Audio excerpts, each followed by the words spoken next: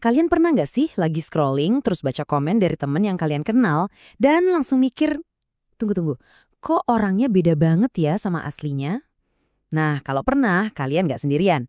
Hari ini kita bakal coba kulik bareng-bareng, kenapa ya kita ini seakan-akan punya kembaran digital, versi diri kita yang bisa jadi jauh lebih beda saat berada di balik layar. Yuk, kita pecahin misteri ini sama-sama. Nah, ini nih contoh paling umumnya. Mungkin kalian pernah lihat atau jangan-jangan ngalamin sendiri. Temen yang kalau ketemu langsung itu pendiam, malu-malu. Pas di Twitter komentarnya vokal banget. Kadang malah jadi galak atau kritis abis. Fenomena inilah yang jadi inti pembahasan kita. Kenapa ya bisa begitu? Coba deh kita bandingin dua dunia ini. Di dunia nyata, pas kita ketemu langsung, kita cenderung lebih mikir. Lebih sopan ya kan? Kita jaga kata-kata. Tapi di dunia online, wah, jempol kita rasanya bisa lebih cepat dari otak. Tiba-tiba kita bisa jadi lebih impulsif, lebih kritis, lebih berani. Kalau kamu pernah ngerasa ada perpecahan kepribadian kayak gini, tenang, kamu beneran nggak sendirian kok. Oke, sekarang yuk kita coba bongkar mesinnya. Soalnya ini tuh bukan cuma soal mood atau kebetulan semata. Ada alasan psikologis yang kuat banget loh di belakangnya. Kenapa layar HP atau laptop itu bisa mengubah cara kita berinteraksi. Yuk kita bedah ilmunya. Nah, ini dia istilah kuncinya. Online Disinhibition Effect. Gampangnya gini, internet itu seolah-olah melonggarkan rem sosial kita. Bukan berarti kita jadi orang lain ya, tapi lingkungan online itu kayak ngasih kita izin, seringnya sih nggak sadar, buat ngelepasin kontrol diri yang biasanya kita pegang erat-erat di dunia nyata. Nah, ada dua pemicu utamanya nih, dan ini menarik banget. Pertama, rasa seolah-olah anonim. Walaupun mungkin ada nama kita di profil, layar itu fungsinya kayak topeng. Kita jadi ngerasa tersembunyi, dan kadang jadi lupa sama sopan santun. Kedua, adanya jarak.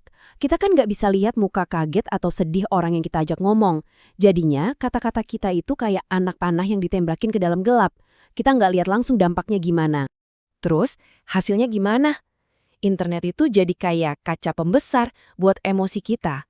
Rasa kesel yang kalau di dunia nyata mungkin cuma kita pendem atau jadi gerutuan pelan, di dunia online bisa meledak jadi komentar super pedas. Dampaknya jauh lebih besar dan bisa lebih nyakitin buat yang baca. Tapi kita punya pilihan lain kok.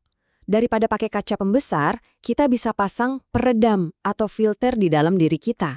Coba bayangin ada saringan antara otak sama jempol kita. Saringan ini tugasnya nangkep emosi-emosi negatif dan cuma ngelolosin kata-kata yang jernih dan membangun. Nah, ini nih skill yang penting banget di zaman sekarang. Nah, disinilah letak masalah besarnya. Tiap klik, tiap komen, tiap postingan, itu semua nggak ada yang benar-benar hilang. Semuanya jadi bagian dari jejak digital kita. Sebuah rekam jejak yang sifatnya abadi dan bisa punya konsekuensi yang sangat nyata. Anggap aja jejak digital kamu itu sebagai CV tidak resmi kamu yang selalu update setiap saat. Seperti yang bisa kita lihat di tabel ini, waktu kamu daftar OSIS, beasiswa, atau bahkan magang, kemungkinan besar loh rekam jejak online kamu itu bakal dicek. Jejak yang positif, kayak postingan kreatif atau komentar supratif, bisa jadi nilai plus. Sebaliknya, satu jejak negatif aja, misalnya bahasa kasar atau konten yang nggak pantas, bisa langsung menutup pintu kesempatan itu. Dan yang jauh lebih penting dari sekedar peluang karir adalah dampaknya ke sesama manusia. Kata-kata di layar emang nggak ninggalin bekas luka fisik, tapi luka yang disebabkannya di hati itu bisa sama dalamnya atau bahkan lebih parah. Cyberbullying itu kekerasan, titik, nggak ada tapi-tapian, dan dampaknya bisa sangat menghancurkan. Oke, setelah kita paham masalahnya, terus solusinya apa dong? Nah, kabar baiknya, kita ini nggak pasrah aja. Ada kok peralatan atau toolkit mental yang bisa kita pakai.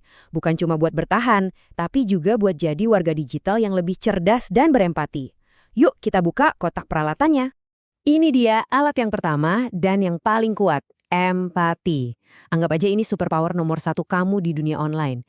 Di dunia dimana kita nggak bisa lihat muka lawan bicara kita, empati itu jadi kekuatan super.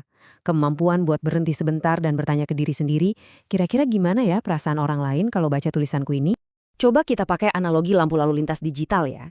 Langkah pertama, lampu merah. Artinya, kalau emosi lagi tinggi, lagi marah banget, kecewa, atau bahkan terlalu senang, stop, berhenti. Taruh HP-nya, jangan ngetik apa-apa dulu. Tarik napas. Oke, selanjutnya, lampu kuning. Setelah kepala agak dingin, sekarang waktunya pikirkan. Coba tanya ke diri sendiri. Ini bener nggak sih? Bakal nyakitin orang lain nggak ya? Gimana kalau nanti tulisan ini dibaca sama guru atau calon atasan kita di masa depan? Dan yang terakhir, lampu hijau. Kalau pesan kamu udah lolos dari saringan lampu merah dan kuning, artinya pesan itu sopan, berguna, dan aman, baru deh silakan lanjutkan. Tekan tombol send dengan kesadaran penuh. Terus gimana kalau justru kita yang diprovokasi? Nah, pakai algoritma 4 langkah ini. Pertama, jeda. Jangan langsung dibalas, taruh HP-nya, hitung sampai 10. Kedua, refleksi. Tujuannya apa sih konten ini? Terus tujuan saya balas komen ini apa? Ketiga, bertindak bijak. Seringkali pilihan terbaik itu ya diamin aja, atau mute, atau laporkan. Dan yang paling penting, keempat, rawat diri. Lindungi kesehatan mental kamu. Mending minum air putih atau dengerin lagu favorit. Dengan semua peralatan tadi, peran kita di dunia maya itu berubah. Kita bukan lagi cuma pengguna pasif, kita punya kesempatan buat cari sesuatu yang lebih besar. Seorang arsitek kebaikan digital. Dan misi ini dimulai sekarang. Ini soal perubahan cara pandang yang mendasar banget. Kamu itu bukan sekadar pengguna. Setiap like, setiap komen, setiap share yang kamu lakukan, itu ibarat sebuah batu bata. Dan kamu secara aktif ikut membangun dunia digital kita. Pertanyaannya, kamu mau membangun jembatan atau membangun tembok? Pilihan ada di tanganmu. Jadi, sebagai penutup, aku mau kasih satu pertanyaan buat kalian renungkan. Bukan cuma buat jadi pengetahuan, tapi buat dilakuin. Dari semua yang udah kita bahas, ada nggak satu janji digital yang mau kamu buat diri sendiri? Sesuatu yang konkret, yang bakal kamu pegang teguh mulai hari ini juga.